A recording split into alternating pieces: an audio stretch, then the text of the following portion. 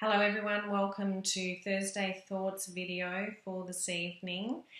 Today's topic is the breath of life.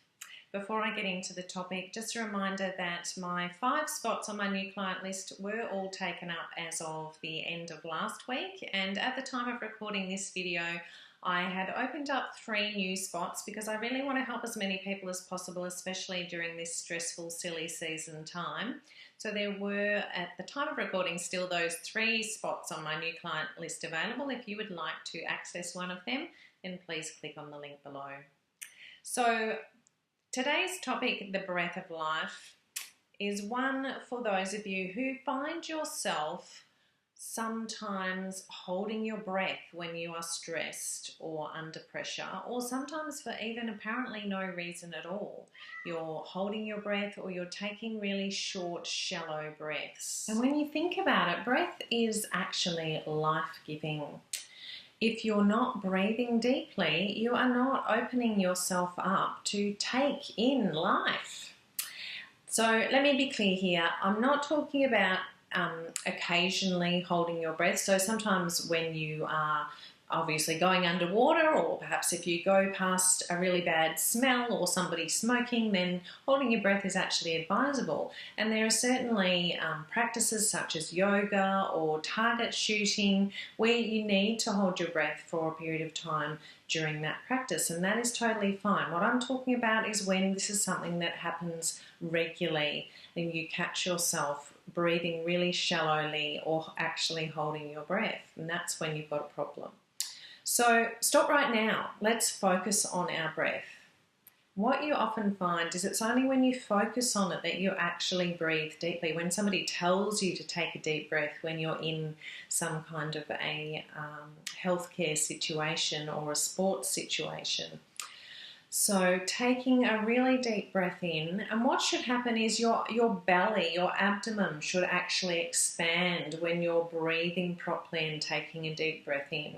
If you find that in fact your chest or your shoulders move more than your abdomen, then you're actually breathing vertically rather than breathing horizontally. And what you really need to practice on is when you take a breath, we want to fill up the lower parts of our lungs. So when our diaphragm contracts, allowing the lungs to open up as much as possible, then we can get a lot of air right down into the bottom parts of the lungs. And in fact, the lower parts of the lungs are where the most air sacs are. The alveoli are actually in most abundance in the lower parts of your lungs. So when you're taking a deep breath, you need to make sure that you are going right down and breathing into your belly, and your belly should expand.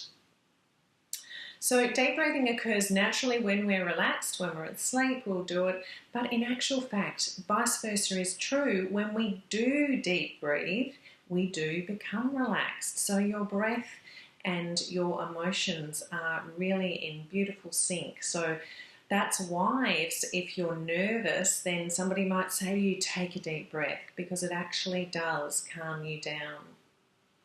So the metaphysics of breathing. So in breathing issues of any kind, including respiratory illnesses, the metaphysical cause of this is fear, or the refusal to take in life. So it can also be feeling unworthy of taking up space. So basically it's kind of a refusal to enter into the full, beautiful abundance of life. So remembering that emotional causes that underlie physical health care and well-being conditions may not be something that you're consciously aware of. So they can be on the subconscious level, and can be even things that have carried through your gene pool. So research into epigenetics, which I talk about all the time, is showing more and more that in fact your feelings and emotions can be carried through from previous generations, and you might not know or understand why you feel a particular way, or even recognize that you feel a particular way, but you do. Now this is why I love Reiki so much, because it works on those levels and those things that we don't have a conscious understanding of. So the lungs store sadness and fear, and can also reflect restrictive negative emotions. So if you feel unsafe, attacked, suffocated, trapped, then all of those things can be reflected in physical things that occur in your lungs and can result in you having very shallow breathing or holding your breath. So the lungs do react the same way as they do to these emotional stresses, to physical stresses. So if they're exposed to toxins of any kind, then that shallow breathing occurs as a matter of defense, really. So what happens to the body when we don't breathe properly? So holding your breath deprives your body of the required exchange of chemicals, basically, of elements, disrupting the natural biochemistry of the body. So we inhale oxygen. Oxygen is necessary for your brain to function. So this is why you actually yawn. So yawning actually brings that sudden influx of oxygen to your brain. If we are doing short, shallow breaths or obviously holding our breath, then your brain is functioning at a suboptimal level. It's not getting the amounts of oxygen that it really needs to perform well. So how can you improve your breath? There are a number of exercises that I will include in the blog on this topic, so I don't really have time to go through all of them in the video.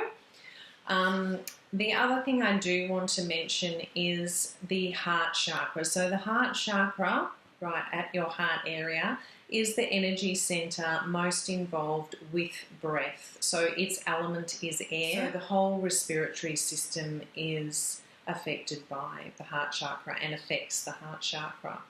So you might want to look at my heart chakra tip sheet if you want any further information on this. I'll put a link to it below. If you have any questions about this topic, or there is another topic you'd like me to cover, so this topic was actually inspired by a particular client of mine. I've got another topic I'm going to do next week or the week after, which again has been inspired by somebody else, which will be about fear of flying. Just in time for everybody going off on holidays. So if you have a topic you'd like me to cover, then please get in contact with me. If you've got any questions about this or anything else, then please get in contact with me. And otherwise, I hope you have a lovely evening. Thanks for watching. Bye.